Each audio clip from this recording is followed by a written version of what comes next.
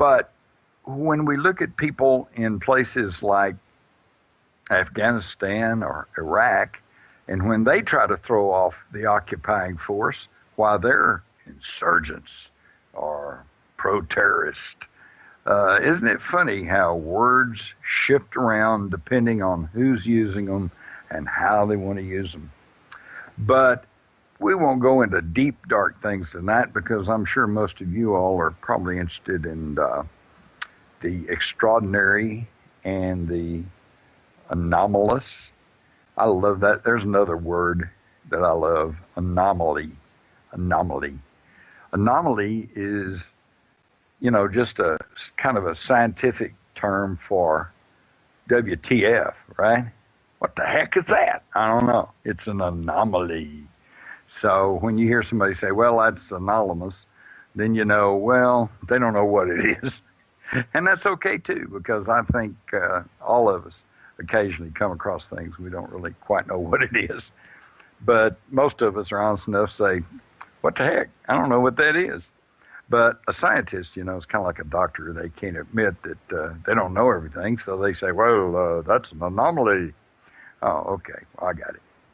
And speaking of anomalies, I'm sure that on this program and many others, some of the questions that will be coming in, we'll be asking about the ubiquitous UFOs, identified flying objects, and we probably need to come up with another term because I can point to the night sky and I can see red and green flashing lights, and I know it's an airplane, but it's dark. I can't see what kind it is, so it's a unidentified flying object. And of course, we all know that a lot of things that are counted as UFOs probably have a mundane explanation: satellites, military test craft, things like that. That's why I really like to go back and look at old UFO incidents. In fact, I live very close to one right now. I'm about 8 miles down the road from a little town called Aurora, Texas. And those of you who don't know about Aurora, Texas, there is even a state historical marker there that says, legend has it that in 1897, a spaceship crashed here and the pilot was buried in the local cemetery. Now, what makes this story really special to me is that 1897, that's six years before the Wright brothers flew. And this was before there was anything man-made in the air. In fact, there had been balloons, but not free-flying balloons. During the war between the states, both sides would run up a balloon on a tether and have a guy up there with some binoculars, and they would try to spot troop movements. So balloons were nothing new, but the first powered airship or balloon flight took place in 1904, the same year as the Wright brothers flew, and it was the California era. So in 1897, there was nothing man-made in the air, and yet this story was covered in the newspapers in both Dallas and Fort Worth, and said a silver cigar-shaped object flying through the countryside struck a windmill at Aurora as it was settling towards Earth, apparently under having some sort of difficulty, exploded, and the pieces went everywhere. And it said the pilot, the Dallas Morning News, which is still in publication, said the pilot, enough of his remains were recovered to show that he was, quote, not an inhabitant of this world, end quote. Now, we'll save Aurora. There's a whole lot we can say about Aurora, but we'll save that for another night. But I simply want to add, for those of you who know about the Aurora story or have heard about it before, that the debunkers, they can't deny that this was covered in the newspaper at the time. They kind of gloss over the fact that it was not only in the Dallas Morning News, but also in the Fort Worth papers, and was also mentioned in some of the other local papers around here that I've dug into. But their main charge seems to be that, well, it was just a hoax story.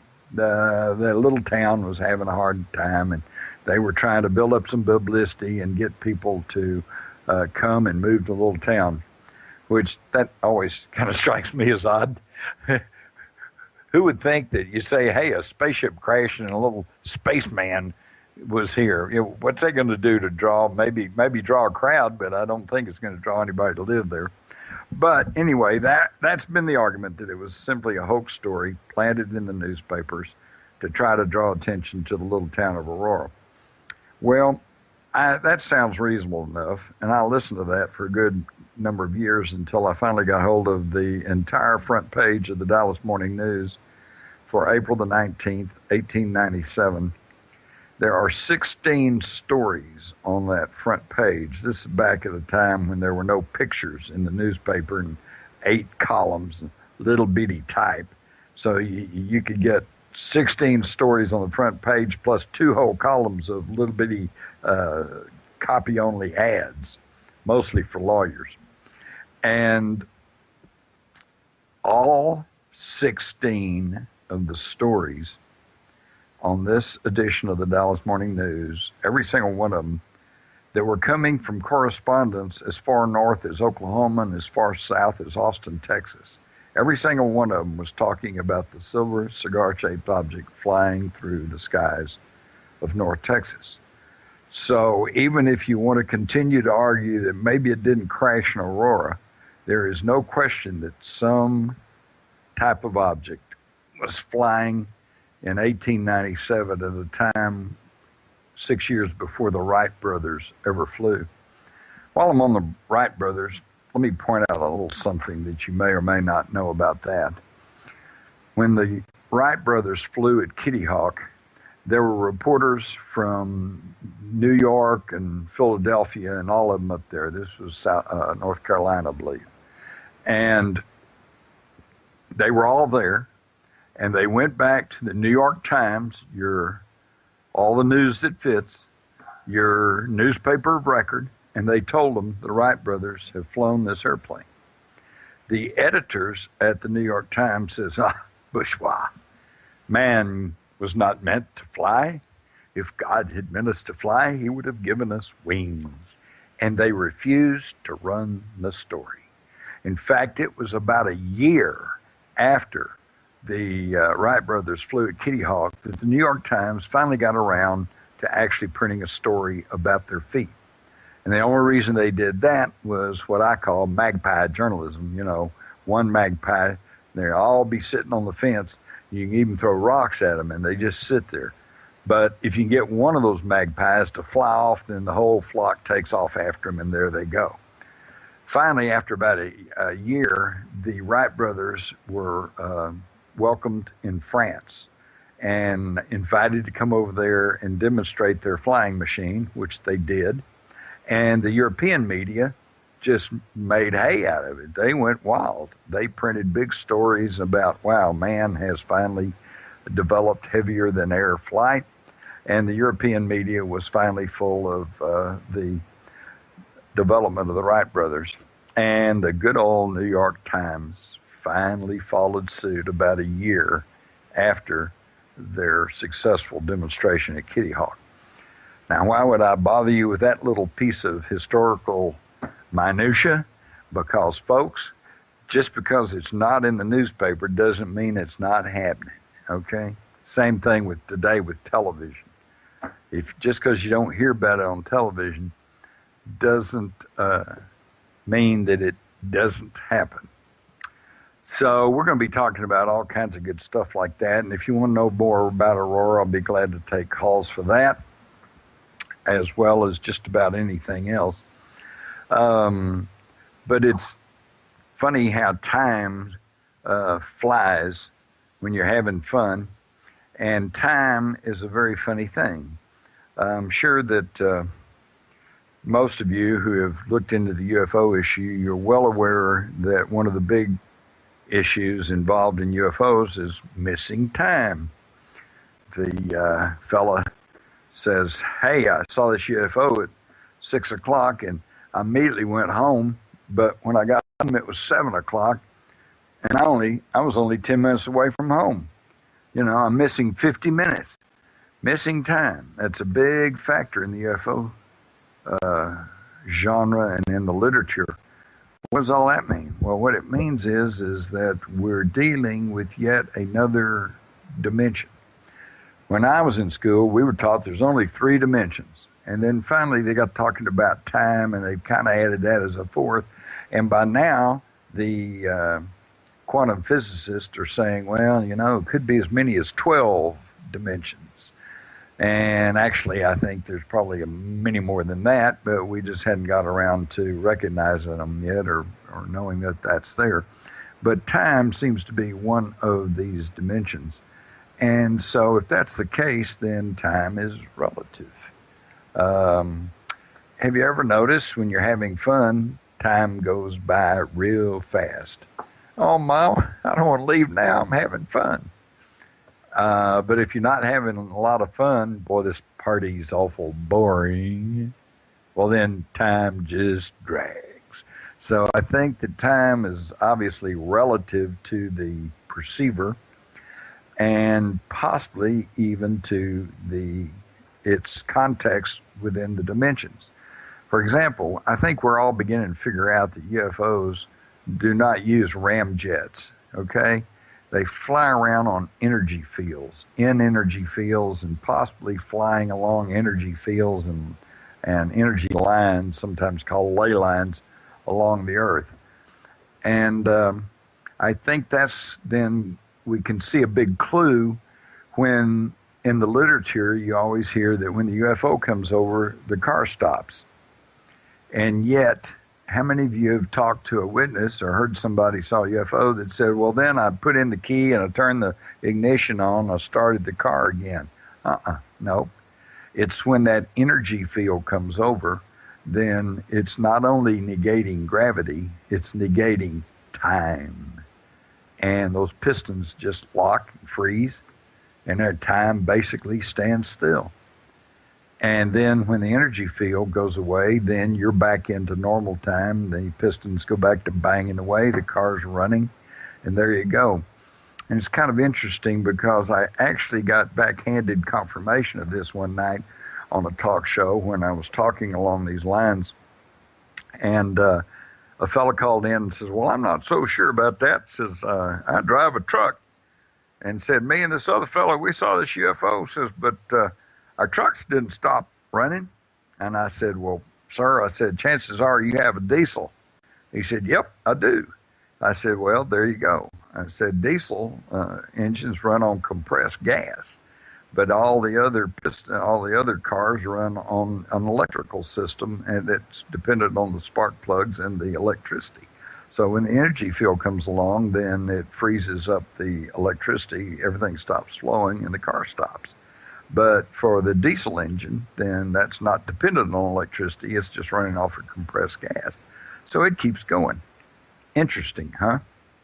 Okay, well, we're coming up on the half hour. We're going to take a short break here in a few minutes. And let me catch my wind, more wind. Got to fill that bag up. And then we're going to come back, and hopefully we'll have some calls coming in. And the number again is 888-919-2355. And for all you good folks out there on the chat room, and I'm seeing some wild names up there. I'm seeing Aardvark and Uncle Ed and Mozilla One or something, and Jamie and Bump Mush. And man, listen, I'll tell you what, we got some good folks here tonight.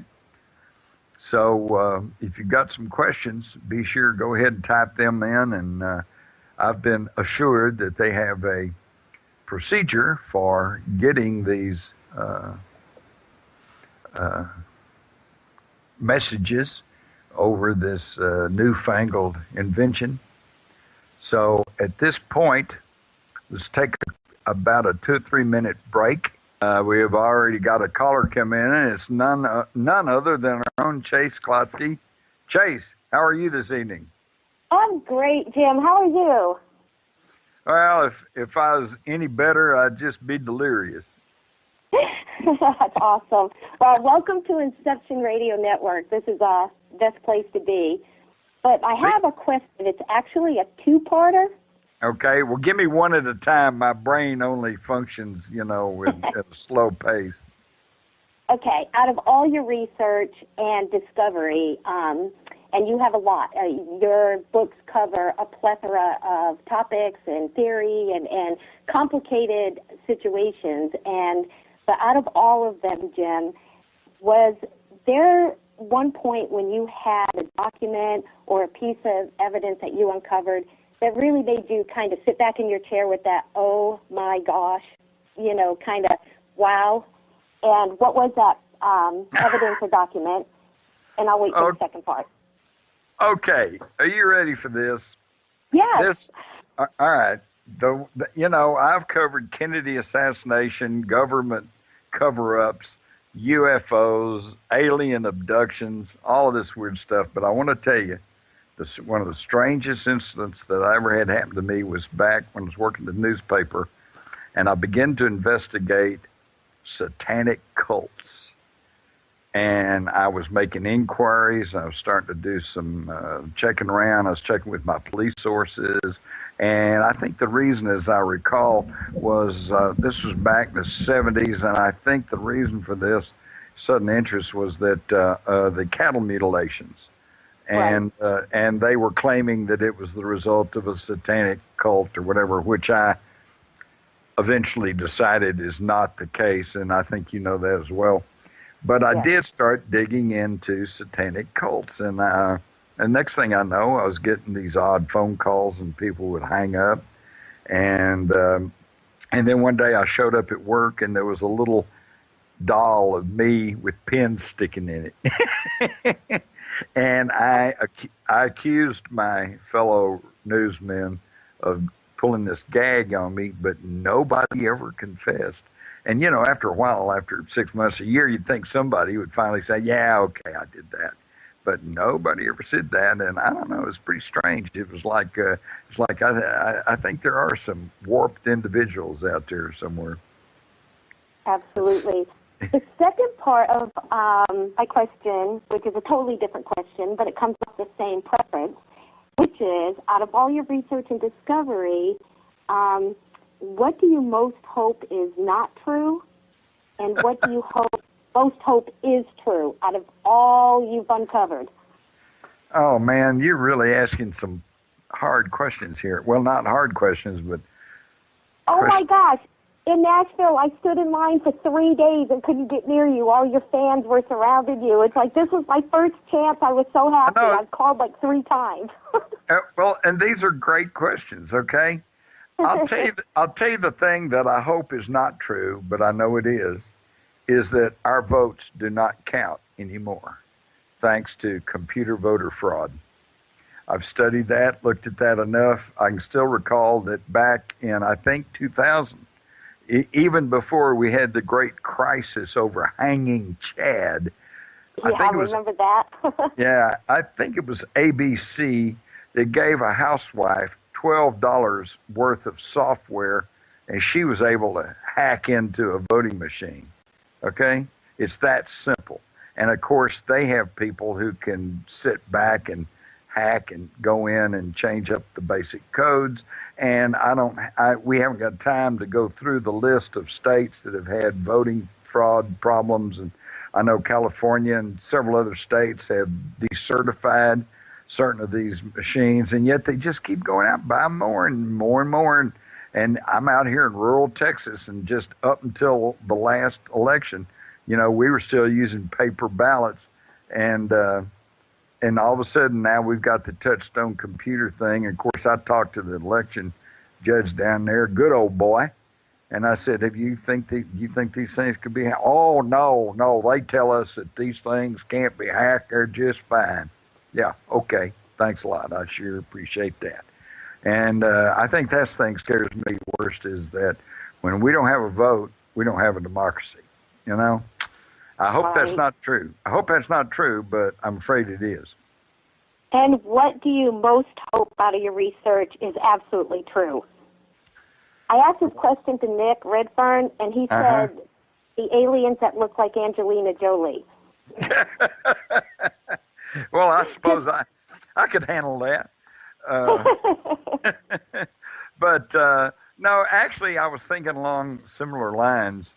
I think there is a huge universe out there, and it's an energetic universe. You know, we're all beings of energy, but we don't know that because we're just trapped in these meat sacks, right? And then dragging around. And of course, the people who would like to control this world, they're hard at work trying to make us overweight and undernourished and putting GMOs in our food, spraying chemicals in the air. They're doing everything they can to physically debilitate us.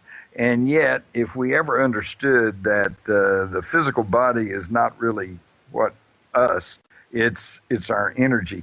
And the correlation that I point out is, Chase, it's like your computer, okay? Your computer's just plastic and cardboard and a little bit of solder, you know, a few wires. So physically, it's not much.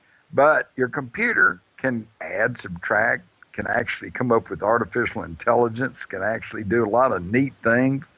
And it's because of the energy that's all those little bits in there that are jumping around. You get a billion of them together, and you've got artificial intelligence, and you've got a computer that really can do something.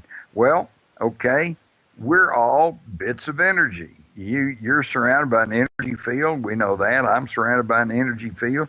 And maybe individually we're not so much, but boy, collectively, you know, we could do miracles. And this is a wonderful planet we live on.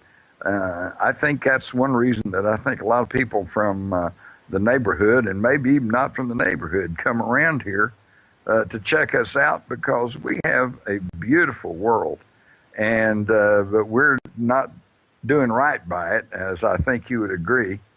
And if we could ever just get our act together and quit listening to the people who control everything we see and hear, thanks to their ownership over the corporate mass media, I think, and just start operating as at local levels and as in communities, you know, we could turn this whole place into a paradise.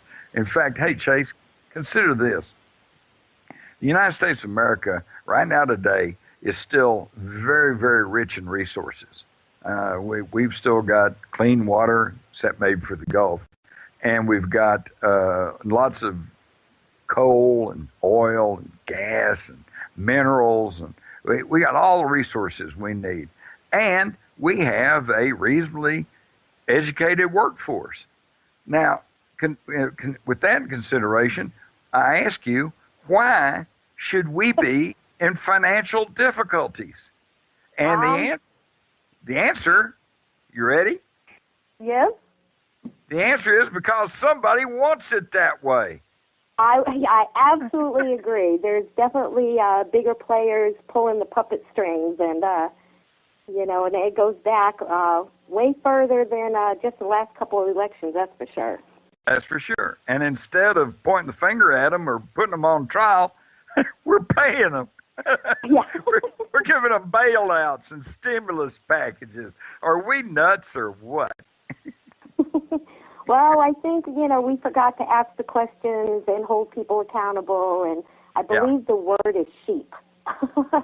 You know, turning into mass, you know, where we're just kind of going along and just concerned with some of our own issues, and, you know, if it doesn't affect my pocketbook, you know, if my brother's hungry, whatever, you know. That's true. That's true. Well, you know, in all my years as a journalist, I can't tell you how many times I've heard somebody say, well, we'll let Washington take care of that. Well, folks, they have. And it's not a pretty picture.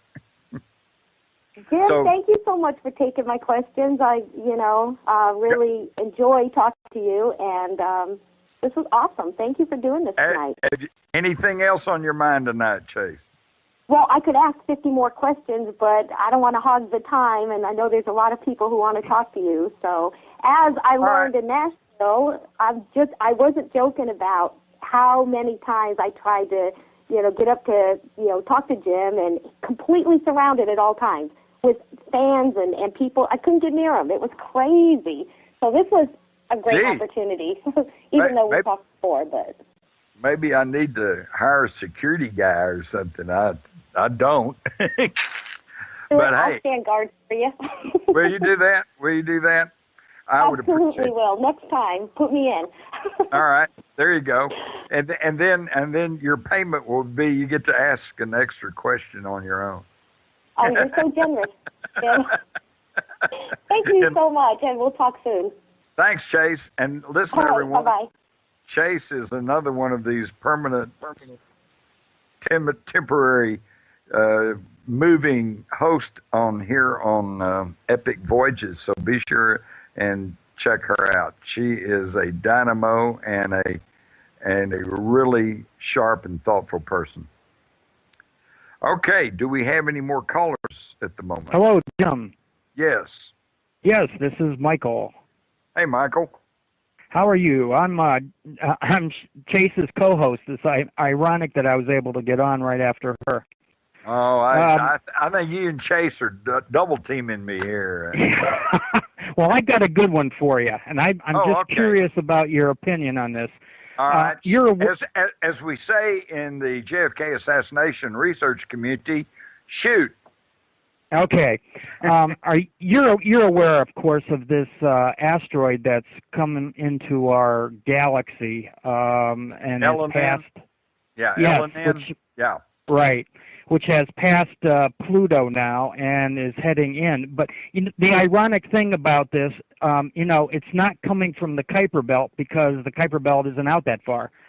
So do you have any ideas of whether this is, since we don't have any eyes out there really, whether this is truly an asteroid or potentially something else? Oh, boy. You're trying to put me on the spot here. No, you don't have to answer it. You really don't. But I wanted to know your opinion. Well, hey, Michael, actually, Yeah. I really can't because that whole issue is still in my file. Okay, I've looked at all the information coming down the pike from here, there, and everywhere, and I just have to scratch my head and say, but I'll tell you this: I don't think we're getting afraid of it from the experts that we would expect to get the straight account from. For one thing, there's several things that really bother me. Number one, of course, is the Doomsday Seed Vault in Spitsbergen, Norway, where they have salted away every heirloom seed on the planet in a air-proofed vault in a granite mountain. And then you look and see who were the sponsors of that, and we find it's Bill Gates, and it's the Rockefeller Foundation, and in conjunction with the country of Norway and Monsanto. And interestingly enough, Monsanto's not putting any of their damned old Terminator seeds in there, that you have to go back buy every year. They're putting heritage and heirloom seeds in there. You got that right. And then we find out that the latest telescope, our latest radio telescope, is being built in Antarctica, and that the Vatican is building a radio telescope in Antarctica. And of course, the people who've been trying to tell us about Planet X or Nibiru or Wormwood or whatever you want to call it, they all say it's going to be coming in from the south. So that means Antarctica would be the ideal location to try to spot something like this coming in. And I don't know, there's just a lot of things going on that really bother me. And yet when you ask, the science guy or the guy on the TV or somebody at NASA, they all go, oh, no, don't worry about it. Everything's fine. But of course, Michael, I think you probably lived long enough as I have to know that just because they tell you everything's fine does not always mean that it's fine. Because I can still remember when they told us there was light at the end of the tunnel in Vietnam. We had that thing covered. Everything was good. We were going to be able to pull out of there, and we had everything under control. And of course, then we got the Tet Offensive, and that all went down the drain in a hurry. I remember that. 6 or 7 more years of war. So you got that right. Yeah. Well, the interesting thing, Jim, they're saying that this thing's going to come within 22 million miles. Now that sounds like a lot, but when you consider the sun is 93 million miles away, this thing is going to be huge in the sky, and I think we're supposed to start seeing it like in January, if I'm not mistaken. Maybe before. Yeah, yeah. Well, I think the thing we have to worry about is the mass, and that's what I can't seem to get a handle on. First, we're told it's an asteroid, and then we're told no, it's just a comet, just this dirty ball of ice. But you know, even comets have some mass, or can pull various asteroids and pieces of space junk along with it. And of course, then we're told maybe it's a dwarf star or a dark star that's imploded. If that's the case, then that could explain why we can't see much, and yet the mass could be incredible. Okay. Yes, it could. And if it's coming that close, even with just a little bit of mass, you know that it's going to cause disturbances on the Earth just because of celestial mechanics and the stress of gravitational pull. Exactly. And you know, if it's a dark star or a black hole or another form of energy coming from outer space that we don't even have a clue about, who really knows what this thing is going to be? Well, I can tell you. Right now with absolute surety, okay? I'm ready. It's an anomaly.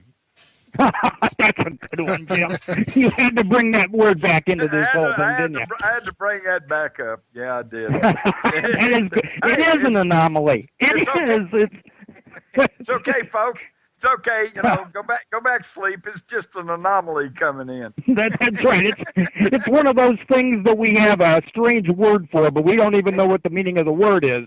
That's right. We don't know what the heck it is. That's right. Well, that's all I have. I don't want to clog up the line, Jim. It's been great talking with you. Well, thank you. And it's a good question, and I would advise everybody with half a brain, one eye to keep an eye on this issue, because there's something coming in, and unless it really is just some kind of little bitty old comet with a few balls of ice, it could cause some disturbances on this planet. And so I would pay more attention to Ellen than I would who's going to be American's Idol. You got that right. Thanks, Jim. Thank you. You bet. All right. Now, anybody else on the line? Hi, Jim. Hi. Hi, it's Christine Dickey /Wilder, the state director for Arizona. And I just wanted to add a comment to the last topic that you were talking about. And back in 2009, in February, I was taking a lot of photos, going out at night, setting up my Nikon D90 on a tripod, taking photos of stuff out here in Arizona, and I downloaded one of my little chips on the computer, and I was actually taking a picture of something else when there was this little gray object right in the middle of the photo. So I enlarged the object, and lo and behold, it's a rock. It is a big rock. I have a 300 millimeter lens on that thing, so it can shoot way out into space. But so it's not a dirty snowball. Oh no, sir! It was actually being followed by 3 objects that were leaving an ionized trail. Whoa! And they were domed objects. So you tell me if those were dirty snowballs. And I sent that photo to National Geographic. I sent it to University of Arizona. I sent it to New Science magazine and a couple of others, and I never heard a peep from anybody.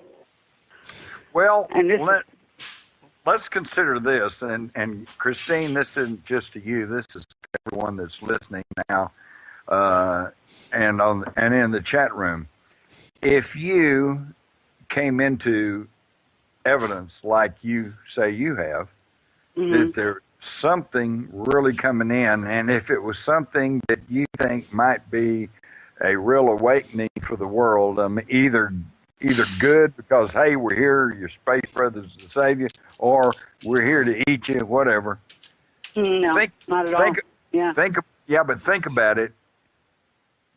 there is a responsibility on the people who have leadership positions. They don't want to cause chaos and panic among the population. And I'm speaking here with a group of people. You guys have your eyes and ears and your minds open, or you wouldn't be listening in. But think about everybody else. Don't we have an obligation to somehow tell them in a soft, easy way that their world view is fixing to change? Yeah. But the remarkable thing is that these three UFOs were pushing that thing away from us. Well, see, there you go. Maybe it's a good thing. I mean, what is more wonderful than that? Yeah. Yeah. I mean, they're watching out for us. Well, and Christine, I would suspect so, because if you go back, and I'm sure you have, and most of the people who've studied UFOs for years, you know the history. They've been here ever since the big dawn of before we were. History. Before we were. Yeah. Okay. That's right. So if their objective was to take over the planet or kill us or eat us or something, they would have done it long before now.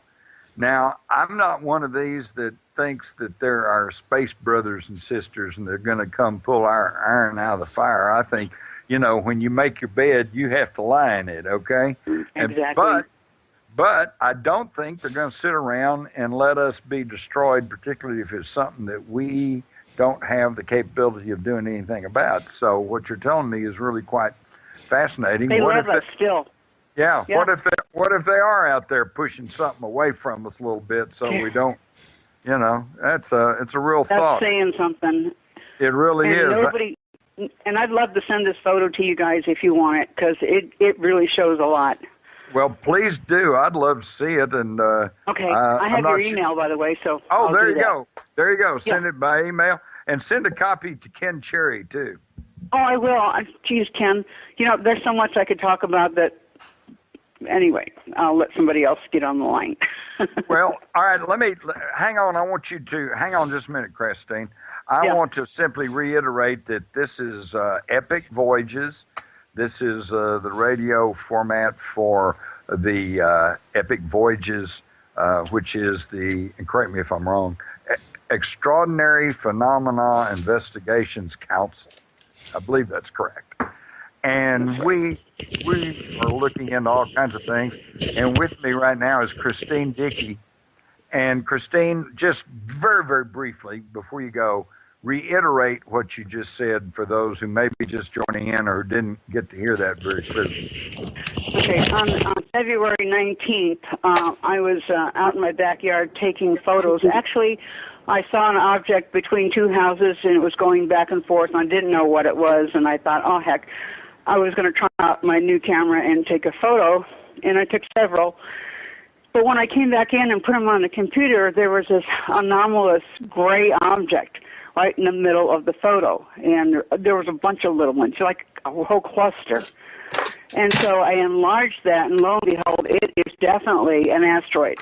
There is no doubt in my mind, and also there's 3 UFOs in this photo showing that they are accompanying this asteroid, and they're probably more than likely to make sure that it doesn't smash into our planet. Well, Christine, what gives you the impression that they were trying to exert some influence on it, trying to push it, pull it, or whatever? Well, obviously they don't want to see us destroyed, or they want to at least keep it away from a populated area. My guess is that if this thing hit us, it would be like the end of the dinosaurs all over again. Yeah. So, yeah. Well, maybe they want to make sure they get to see the conclusion of Harry Potter. Yeah, maybe they just don't want it to blow up so they can come back. Right. Anyway. Right. Well, thank you so much for the call. That was quite fascinating. So now we have another. Okay, I think we have. Thank you, Christine. I think is James. James, are you still on hold? Is James out there? Oh, damn. All right, who we got next on here? All right. Well, I tell you what. Let me answer mhm. to Vix Alien. I guess it is. And since it's a Vix Alien, I'm assuming this may be a female. So I'm going to say she is asking, do I think the Tunguska crash could have been a UFO? And I want to tell you something. I've written about that and I've studied that for many years. And the bottom line answer is yes. And the reason I say that is because there is good evidence, both eyewitness and otherwise, that the object that created this giant explosion over Siberia back in 1907, 1909, that was monitored all around the world, that there was a course correction at the last moment. And of course, a meteor doesn't make a course correction. And also, I have reason to believe that there's more to it than we know or have been told because of my dealing with the Army's remote viewing unit. And some of them went to take a look at that, and they said it was, here comes that word again, it was an anonymous, God, I can't even say it now, anonymous object. So I think there was something going on there. And we haven't been told the full straight of all of that. And as Vix Alien points out, whatever blew up before it hit the ground because there's no crater, and yet it created an explosion that was tantamount to a low yield nuclear explosion. Okay, we've got a question from Just Sarah. Oh, listen, come on, Sarah. It's not just Sarah, it's the Sarah. Where else can I find information on Aurora? I'm wanting to do a research paper on it. Okay, well, come to Wise County and I'll give you a tour. Aurora, Texas, by the way, is located about 20 miles north of Fort Worth. It's on Highway 114, just off 287. Find more information on Aurora. What am I thinking of? Of course, read Alien Agenda. All right, this was published back in the 90s. Publishers Weekly says the most entertaining and complete overview of flying saucers and their crew in years. And of course, that's Alien Agenda by Jim Mars. Buy my book. And in there, you will find, I opened the whole thing up with my whole experience as a newspaper reporter dealing with the Aurora spaceship story. That'll give you plenty of good places to start. We have Jamie on the line. Is there Jamie? Yeah, that's me. Oh, hey, Jamie. How's it going? It's going great, and I want to say it's an honor having you here on Inception Radio. I'm one of the owners here and producers. I had a question for you. Since you're into conspiracy so much, many of us, I would say a great deal of us who explore conspiracy, believe that the government does not run the world. Who do you believe actually calls the big calls? Who do you think is acting as the final say in what goes on in our government? Oh, boy. Well, you know, Jamie, the problem with a question like that is that I've got two ways of answering you. I can give you the 25 words or less, in which case you're going to go, well, you're just nuts. You know, where'd you get that? Or I can background you to the point to where you go, oh, I see how all that fits together. But that would take hours and hours, and you'd probably get bored and hang up and go to sleep before I got finished with that. So that's really a tough one. But let me just say that the people we see in the mass media, presidents, prime ministers, these are just sock puppets, okay? They are people who are allowed to be or put into those positions. And there are financial powers, and I would say finances because I think it was Meyer Rothschild who was quoted as saying, I care not who makes the laws as long as I can control the money. Because whoever controls the money It's the golden rule. You know, whoever has the gold makes the rules, and you don't really hear about those people much. Okay, but they have front people. They have the Rothschilds and the Rockefellers and the DuPonts and the Morgans and these families who act as their administrators. And that doesn't mean they're all necessarily bad. They're probably very capable administrators, but they do not make the decisions. Even Lenin, who supposedly was the dictator of communism in Russia, he said, sometimes you turn the wheel, but the car doesn't go that way. So I think he began to realize that there are forces in play on this planet that hold much greater power than we even know about. And if we don't even know about it, then how can we talk about it? And if we can't talk about it, then we can't do anything about it, and that creates a real problem. But Jamie, I think you're thinking in the right direction. And all I can say is just keep studying. Yep, just like the old saying, money talks. So thank you for taking my call. And well, thank you. Thank you. I appreciate it. I've got a question here online from Bump Mush. Okay. It says, have you ever explored remote viewing yourself?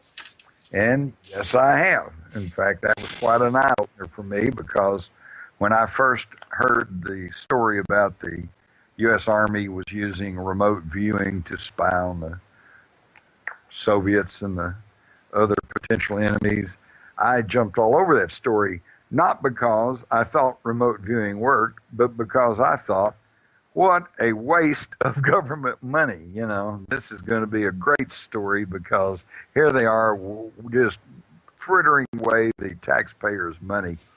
But then I found out, after digging into it and after being schooled in it myself and even being tested in it, it really works. And I will tell you about my personal experience the first time I tried remote viewing right after this break.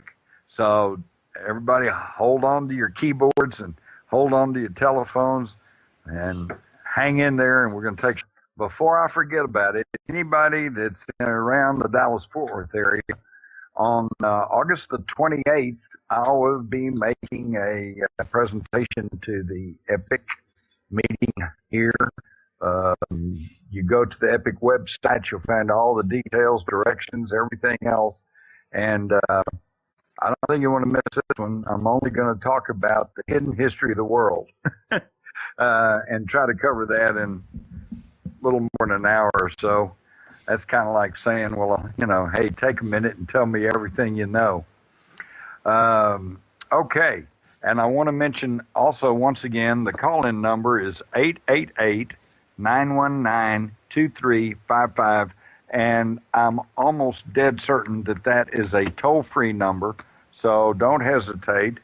As Chase and I were talking about, we may have a wallflower contest here to see who's the shyest person. But that's going to be a little difficult to judge, I guess, because the shyest person probably won't call in. But let's work on it. Let's all just stick our chin out and our best foot out, and we're going to go.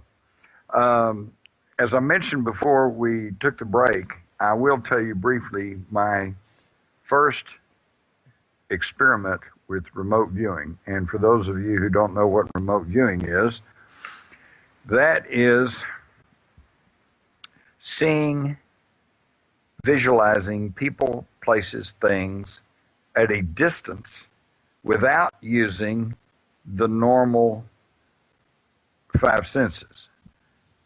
In other words, it's a psychic ability.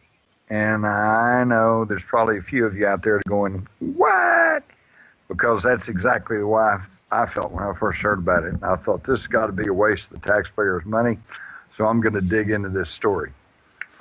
Okay, what you do is you get in a very meditative state, and you allow your inner self to connect with the universal energy grid and then you can, if you allow yourself to, and if you're sensitive to it, you can pick up the very subtle and slight input that will come. I'm sure that all of y'all at one time or another have had the experience of thinking, hey, I think my mom's going to call. And then a few minutes later, or an hour later, the phone rings and it's your mom. We all have this ability. In fact, that was determined at research that was done at Stanford Research Institute out in California. They found out some amazing things, that we all have this capability and that it's not limited by time or space. You can remote view in the past, you can remote view in the future. So anyway, when I first heard about it, though, I was pretty skeptical. In fact, I was highly skeptical. And so I was slated to fly out to Albuquerque and meet some of the guys that had been in the Army's remote viewing unit, and they were trying to start up a private business. And I was told I was going out to meet with them at their headquarters. So I'm thinking in terms of an office building or whatever. And so I had a leg up on this whole thing because back as a newspaper reporter, I had done a story on transcendental meditation. And in the course of preparing for that story, they had actually taken me through a course, and I'd learned how to sit down and relax and kind of clear my mind and get in a meditative state. So I did that because that's one of the first key steps in remote viewing. And then I said, okay, I want to know what this headquarters is going to look like. Well, I got a very definite impression of not a clear picture, okay? If you sit down and close your eyes and you've got a very clear picture of, say, a South Sea island with a grass hut and the seagulls going by and the waves lapping on the white shore, that's daydreaming, okay? This is a very subtle signal, but I got a very distinct impression of this one-story strip shopping center type place with a kind of earthy, dark earth tone, but the corners of the building were raised somewhat, and there was something jutting out. And this is where I made my first mistake. I found out later this is called analytic overlay. It's when you begin to try to consciously analyzing the information that you're getting, and that's when you'll start making mistakes. In other words, if you see something tall and pointed and filled with people, you might say, oh, it's a rocket ship. And then, no, actually, it's a Washington Monument. So you have to be careful of analytic overlay. So I thought, well, since it's in Albuquerque, it was probably Southwestern architecture, you know, with the wooden poles sticking out of the top of the building. But then I got also a very distinct impression of the floor plan, and I sketched it out. Complete the writing down entrance, reception area, large conference room, hallway, offices. And so I took this with me out to my visit in Albuquerque. When I got out there, I realized that I probably wasn't worth a darn because their office turned out to be a fellow's home, and it was a ranch-style home. It was nothing like what I had seen. So I kind of tossed my drawings over to him. I said, well, I guess I'm not any good. Well, a year later, I went back, and it seems that in an intervening year, they had not had the success they wanted with trying to hire their services to companies, but they had had some success in training people to do remote viewing, and so they had leased space in a brand new office building. They drove me to this office building, and when I pulled in the parking lot, I took one look, and I realized that's what I had been seeing because it was a one-level strip shopping center type place, and the corners were raised, but instead of wooden poles sticking out, it was lions' heads. But there it was, something jutting out of the top of the raised corner.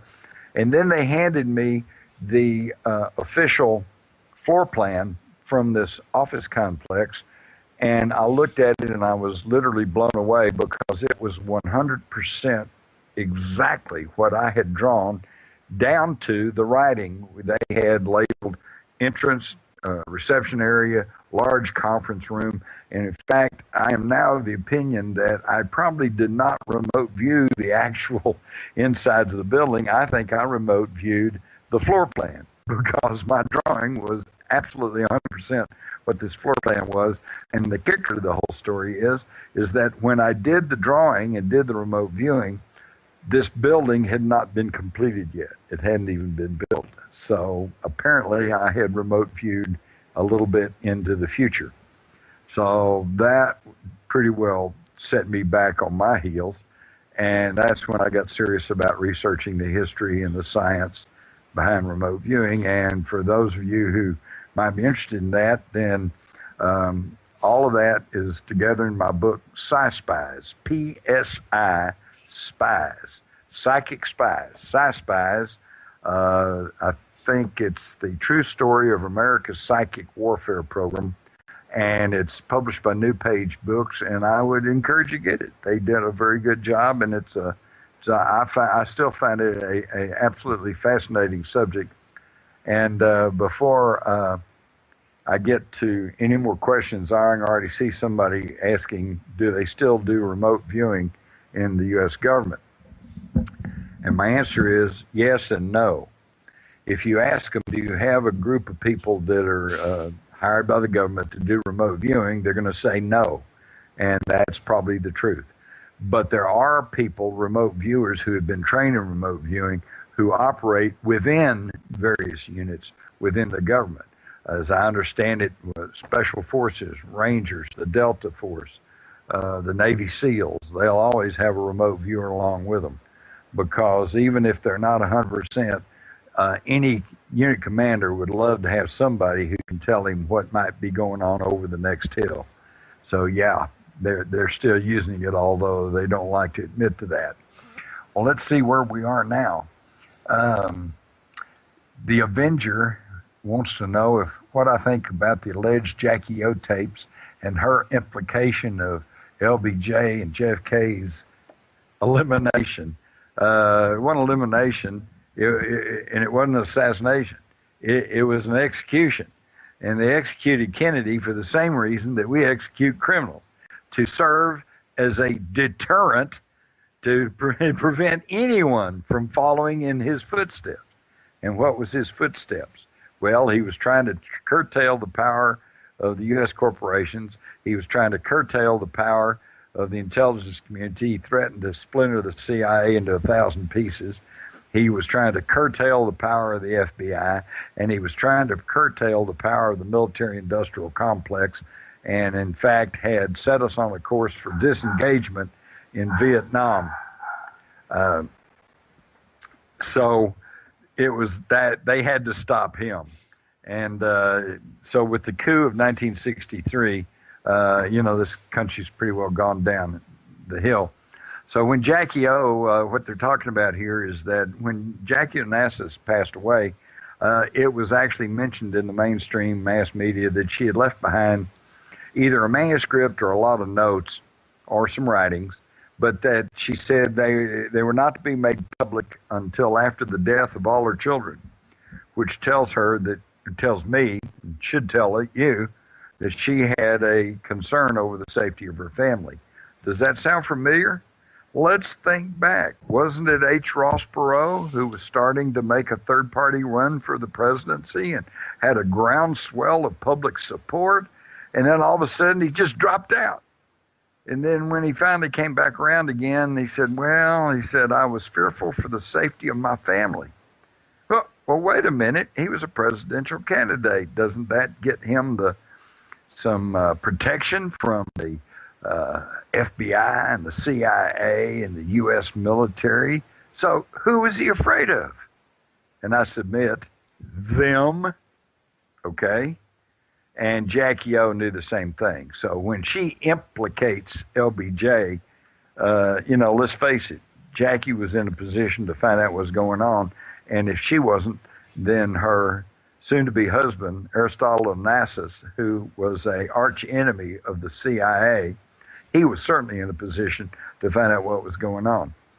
Now, I'm going to tell you flat out, folks, and I'll say it again.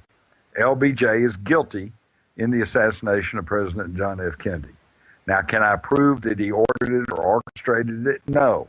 But what I can prove, and is beyond any reasonable shadow of a doubt, is that Lyndon Baines Johnson took actions that blocked any meaningful investigation of Kennedy's assassination, including destruction of evidence when he destroyed and had the presidential limousine cleaned in Dallas and then shipped to Ford and then stripped down and then rebuilt before there was any forensics investigation done. That's destruction of evidence. That makes him an accessory after the fact under our legal system. And I know in Texas we've executed accessories after the fact in murder cases where the evidence clearly shows they didn't pull the trigger, but they were there, they knew about it, and they did not turn anybody in. In fact, they tried to hide the murder weapon or tried to stall the investigation. And under our legal system, that makes them as guilty as the person that pulls the trigger. So as an accessory after the fact, Lyndon Baines Johnson is guilty. Period. End of story. And we're winding down here, so let's get on here. And I think Jackie O knew this. And so I think that she also knew that there was a lot of political power behind Johnson and that it was dangerous to try to come out and say anything. And so that's why she stipulated that none of her thoughts were to come out until after the death of her children. But I understand Caroline Kennedy has relented and said, well, okay, and they're allowing some of this stuff to come out now. Of course, Johnson and Lady Bird are both dead now. So I guess, you know, once they're dead, then it's okay to talk about it. And this is one of my pet peeves, by the way, folks, is that I'm tired of waiting 50 years to find out what really happened. We're still finding out things that truly happened in World War II that we didn't know at the time or were denied. And of course, here we are just 10 years after 9/11, and we're still being sold a bill of goods about that. I don't want to wait 50 years to find out what happened. I want to find out what happened now so that some action can be taken and so justice can be served. And I'm sorry if that makes me sound like some kind of weirdo, but I'm just enough of a old Texas boy that and have that cowboy spirit. I think right's right and wrong's wrong, and if somebody commits wrong, I think there needs to be justice done to it. And I don't think I'm being unpatriotic. In fact, I'm only following what I myself heard President George W. Bush say a day or so after 9/11. He said, essentially, we must not rest until we find out who's responsible for this crime and see that they're punished. So I'm just trying to do what he advocated. And sorry about that. But we're now finding out the truth. You know, back in the 60s and 70s, I was trying to tell people there was a big conspiracy to kill Kennedy, and I was the nut and the conspiracy theorist. And today, almost everybody agrees with me. And now there's things being accepted as just self-evident truth, such as Jack Ruby is connected to organized crime, which for 20 years or more, they say, oh, that's not right. That's not. Where do you get that? You're making that stuff up. That can't be good. That's not true. You're just a conspiracy theorist. So anyway, sorry to get on my soapbox, but I just get irritated when it takes 50 years for truth to come out. But Mush also wants to know about the party celebration the night before the Kennedy assassination. Well, I think what he's referring to is the fact that the Secret Service agents that were assigned to protect Kennedy were all drinking first at the Fort Worth Press Club, which I'm a former president of, and at Pat Kirkwood's Cellar Club in Fort Worth. And in fact, the Secret Service agents at the Texas Hotel there in Fort Worth that were supposed to be standing guard for Kennedy, they sneaked off to get a drink and left a couple of Fort Worth firemen to protect the President of the United States. That's a fact. How does that grab you? And at the Cellar Club, I know people who, I've been in the Cellar Club, and in fact, I got to be friends with Pat Kirkwood, who the cops all told me was the Jack Ruby of Fort Worth. And Of course, he told the Warren Commission that they couldn't have been drinking because he didn't have a liquor license. He was an after-hours club. Everybody would go there after, the movies and your date, or you went to party, and then you go to the cellar. And it's interesting because the cellar started off in a basement. It wasn't a cellar, but then fairly quickly he moved. And I always thought it was funny because they called it the cellar, but you had to climb this huge flight of stairs and go up to the second floor to get to the cellar. But I do know people who were there, news people, and they said that the Secret Service, they were not partying, okay? A party going on. They were sitting over by themselves drinking heavily until like 5 in the morning. And they were drinking because even though Pat Kirkwood and others said, well, he didn't have a liquor license, they couldn't have been drinking, they could and they did because, let me tell you folks, I was a young kid, but I had been working part-time at the Star-Telegram, knew some of the reporters, and I went in there and I got liquor drinks, okay? Because if you were anybody, a cop or a city or county official, then Pat Kirkwood was trying to curry favor with you, you got a mixed drink, and it was a pretty stiff one, too. So once they kicked the Secret Service agents out of the press club because it was after hours, and they were afraid they were going to lose their liquor license, they called up Pat Kirkwood and said, can we send these Secret Service agents over to you? And he said, oh, yeah, send them on over. So he took care of them, and they drank till 5 in the morning. And that's why the next day in Dallas, when the shots started going off, if you'll notice, there was only one Secret Service agent that actually reacted quickly, and that was Clint Hill, who jumped off the follow-up car, rushed up, and jumped on the back of the presidential limousine. Now, you ready for this? Clint Hill was originally not even supposed to be on that protection detail. And he was not assigned to President Kennedy. He was assigned to Jackie Kennedy.